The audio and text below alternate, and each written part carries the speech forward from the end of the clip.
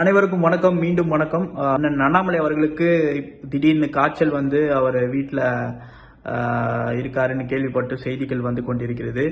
அந்த வகையில் பார்த்தீங்கன்னா இப்போ என்னதான் பாஜகல ஒரு 10 சீட்டோ இல்லை 12 சீட்டுக்கோ உழைச்சாலுமே கடைசியில் யாரோ ஒருத்தர் கவர்னர் பதவி வாங்கிட்டு போறாங்க, அதான் உறுதி அப்படி தெரியுது. ஏன்னா 2026 தேர்தல் வந்து நம்ம பாஜகவுக்கு தேவையில்லை, முடிவு இல்லை அப்படின்ட்டு எல்லாருமே தலைவர்லேருந்து எல்லாருமே சொல்லிட்டாங்க. நீங்க வேணா பார்த்துருப்பீங்க, நடுவில் 2026 தேர்தல் பாஜகவுக்கு தேவையில்லாத ஒன்று அப்படின்ட்டு தான் எல்லாருமே பேட்டி கொடுக்குறாங்க.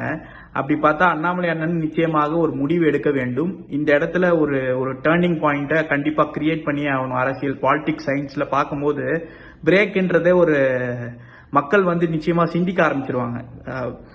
மக்கள் வாக்களிக்கணுமா வாக்களிக்க வேண்டாமா அப்படின்றத வந்து கண்டிப்பா சிந்திப்பாங்க. நிச்சயமா இந்த இடத்துல வந்து பாஜகவுடைய பிரசன்ஸை ப்ரூவ் பண்ணணும், இல்ல பாஜகவுடைய அடுத்த பிரசன்ஸை கிரியேட் பண்ணி ஆகணும் இந்த இடத்துல. இல்லைன்னா யாரோ ஒருத்தர் கவர்னர் ஆக போறாங்க, எல்லா தொண்டர்களும் உழைக்க போறாங்க, இதுதான் உண்மை. ஏன்னா எல்லா தொண்டர்களும் இதை பார்த்துட்டு இருக்கவங்க எல்லாருக்குமே வந்து தெரியும், நிச்சயமா யாரோ ஒருத்தர் பாஜகல இருந்து கவர்னர் ஆக போறாங்க, அவ்வளவுதான். அதுக்காக எல்லாருமே உழைக்கணுமா அப்படின்றது எல்லாருக்குமே ஒரு கேள்விக்குறியாக போகுது. இதுதான் உண்மை. ஏன்னா யாரும் உழைக்கிறதுக்கு தயாரா இங்க இல்ல. ஏன்னா இருக்கிறவங்க எல்லாருமே உள்ளுக்குள்ளேயே அடிச்சுக்கிட்டு சண்டை போடுறது தான் இருக்கிறாங்களே தவிர திமுகவை எதிர்த்தாடுற ஒரே சிங்கம் தான் அது அண்ணாமலை மட்டும்தான்.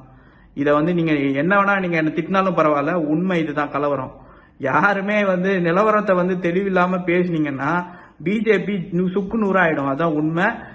அண்ணன் தலைமையில நிச்சயமா இன்னொரு குரலுக்காக நாங்கெல்லாம் எதிர்பார்த்து கொண்டிருக்கிறோம். அது வரைக்கும் நான் காத்து கொண்டிருக்கிறோம்.